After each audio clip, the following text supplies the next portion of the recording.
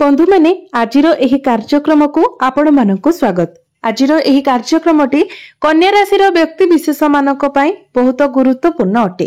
कारण आजिर एही वीडियो रे आमे माने जानिबा जे कन्या राशि व्यक्ति विशेष मानक पई अगस्त 2025 किपरि रहिबो।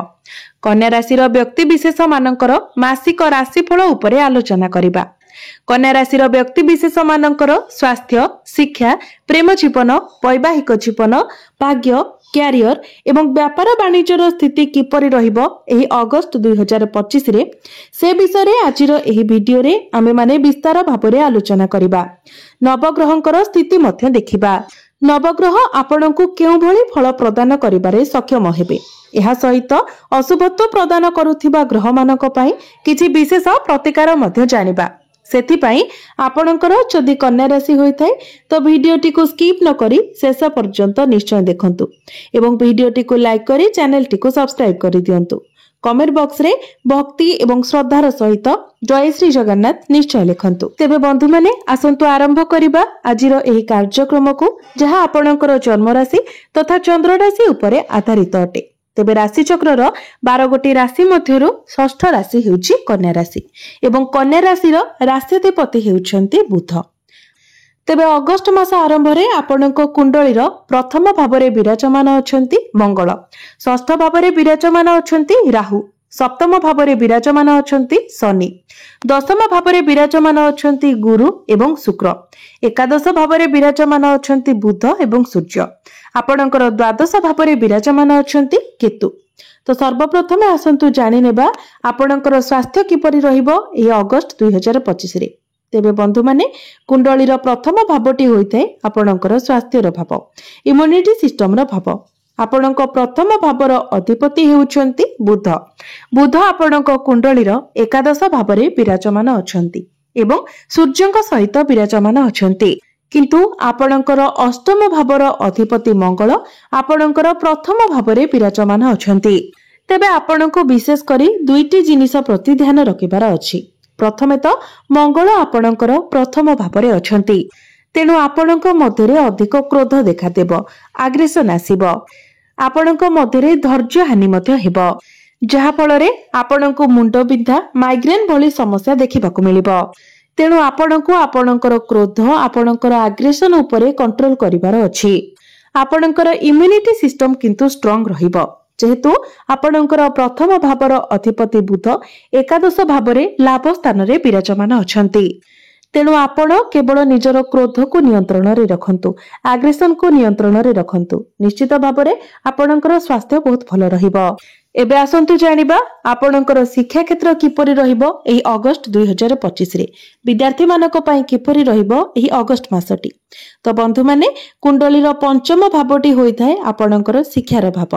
आपणक पंचम भावर अधिपति हेउचंती शनि। शनि आपणकर सप्तम भावरे विराजमान अछंती।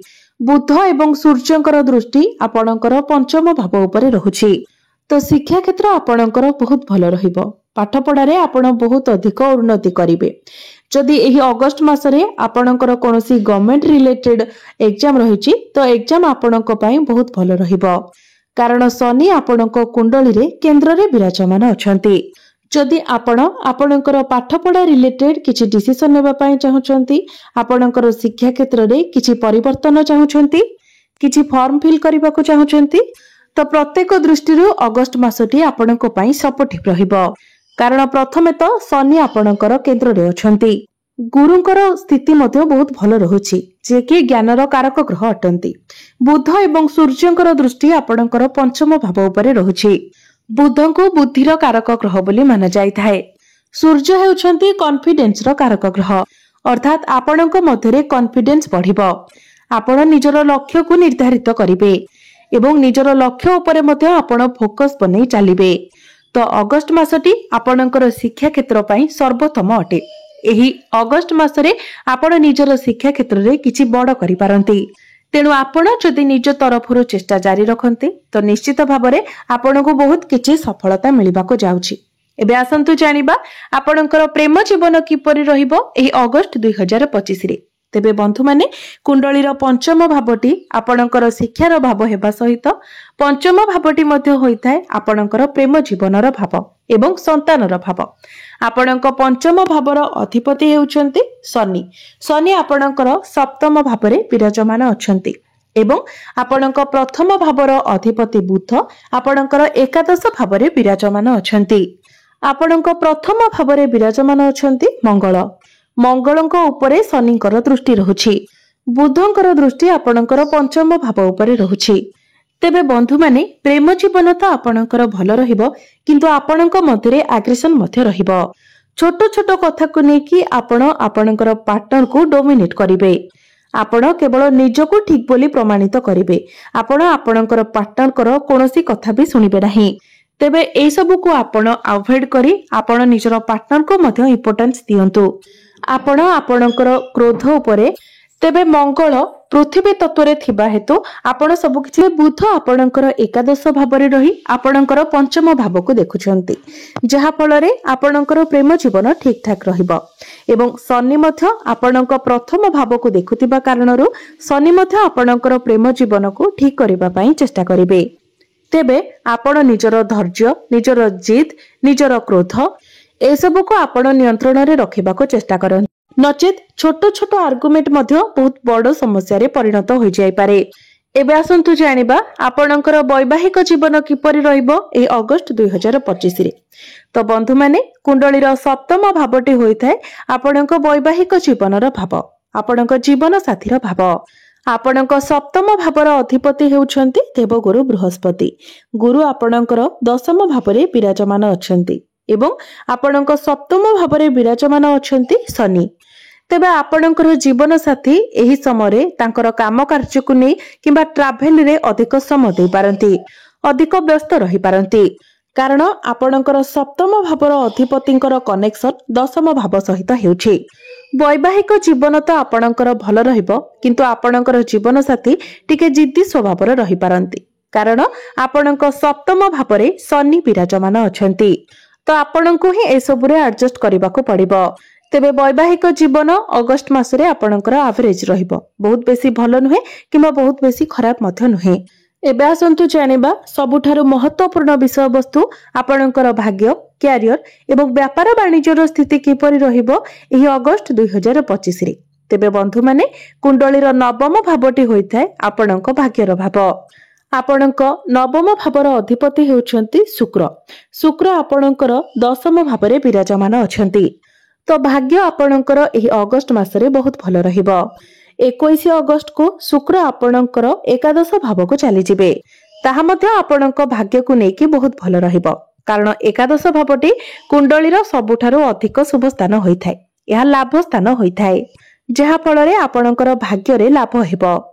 तेबे भाग्य संबंधित जदि आपण किछि भी निर्णय नेबा पई चाहुछंती आपण बिना दुईथारे नै पारिबे कारण प्रत्येक क्षेत्र रे भाग्य आपणको सपोर्ट करिवो। तेणु आपण जदि किछि बड़ कार्यर आरंभ करिबा पई चाहुछंती किछि बड़ इन्वेस्टमेंट करिबा पई चाहुछंती share market stock market trading रे आपण इन्वेस्ट करिबा को चाहुछंती किछि बड़ जिनिस आपण किना किनी करिबा पई चाहुछंती आपणकर कोनोसी मीटिंग किबा डील रहिछि तो प्रत्येक क्षेत्र रे आपणको सफलता मिलिबो कारण भाग्यर कारक ग्रह गुरु मध्य आपणकर दशम भावरे केंद्र रे बहुत भल स्थिति रे अछंती। बुध केंद्र रे अछंती शनि मध्य केंद्र रे अछंती। प्रमुख ग्रह गुड़िकर स्थिति बहुत भल रहुछि। एबे आसंतु जानिबा आपणकर कैरियर किपरि रहिबो एही अगस्त 2025 रे। तो बंधु माने कुंडलीर दशम भावटी होइथाय आपणकर कैरियर भाव। आपणक दशम भावर अधिपति हेउछंती बुध। बुध आपणकर एकादश भावरे विराजमान अछंती। बुधंकर स्थिति मत बहुत भल रहुछि। एहा व्यतीत आपणक दशम भावरे दुईटी शुभ ग्रह शुक्र एवं गुरु मध्य विराजमान अछंती।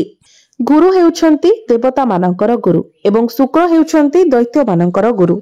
तो दुई जण गुरु आपणकर दशम भावरे विराजमान अछंती जहा फल रे आपणक मध्यरे मैच्योरिटी लेवल बढ़िबो। निजर काम रे आपणकर दक्षता बढ़िबो। केही भी आपणको काम रे पछको करि परिबे नाही। आपण निजर काम रे आगको बढ़ी चलिबे। आपणकर स्किल्स बहुत भल रहिबो। आपण टैलेंटेड रहिबे। आपणकर काम कार्य मध्ये बहुत भल रहिबो। जदि आपणकर कोनोसी टार्गेट बेस काम रही तो टार्गेट आपणकर कंप्लीट होई जिवो। आपण जेउ भी क्षेत्र रे काम करूछंती प्रत्येक क्षेत्र रे आपणको सफलता मिलिबो। कार्य रे आपणको प्रॉफिट हेबो। निजर कैरियर रे आपणकर प्रमोशन होई पारे। जो मानक पाखरे कोनोसी चाकरी बाकरी नाही तो आपणको चाकरी मिलिबार मध्ये बहुत अधिक संभावना रहुची। तेणु आपण निज तरफरो चेष्टा जारी रखंतु। तेबे अगस्त मासटी आपणकर कैरियर पई बहुत भलो रहुची। आपणको किछि शुभ खबर मिलि पारे। जदि आपणको विरुद्ध रे किछि पॉलिटिक्स चालुथिला तो से सब मध्ये दूर होई जिवो। आपणको मध्यरे मैनेजमेंट स्किल्स कम्युनिकेशन स्किल्स बहुत भलो रहिबो। बिजनेस कथा जदि कहिबा तो बिजनेस दृष्टि रु मध्ये अगस्त मासटी आपणको पई बहुत भलो रहिबो। आपणको दशम भावर अधिपति केंद्र रे विराजमान अछंती। सप्तम भावरे शनि विराजमान अछंती। व्यापारर कारक ग्रह बुध मध्य आपणकर लाभ स्थान रे विराजमान अछंती। तो बिजनेस रे आपणकर प्रॉफिट हेबो। आपणकर फाइनेंशियल ग्रोथ हेबो। तेबे प्रायतः प्रत्येक क्षेत्र रु अगस्त मासटी कन्या राशि रो व्यक्ति विशेष मानक पई सर्वोत्तम रहुची। केवल अल्प किछि जिनिस उपरे आपणको ध्यान रखिबार अछि। आपणकर वैवाहिक जीवन एवं प्रेम जीवन एही दुईटी दिग उपरे आपणको ध्यान रखिबार अछि। सेथि पई प्रत्येक दिन आपण बुधंकर बीज मंत्र 108 थर जप करंतु। प्रत्येक दिन गायत्री मंत्र 108 थर जप करंतु। प्रत्येक दिन हनुमान चालीसार पाठ करंतु एवं प्रत्येक दिन आपण उदित सूर्य को तंबा पात्र रे जलार्घ्य अर्पण करंतु। निश्चित भाबरे अशुभत्व गुड़िक खंडन होई आपनको अधिक मात्रा रे शुभ फल प्राप्ति हेबो। तो बंधु माने आपणकर जीवन मंगलमय हेउ एहा ही ईश्वरक निकटरे मोर प्रार्थना। धन्यवाद।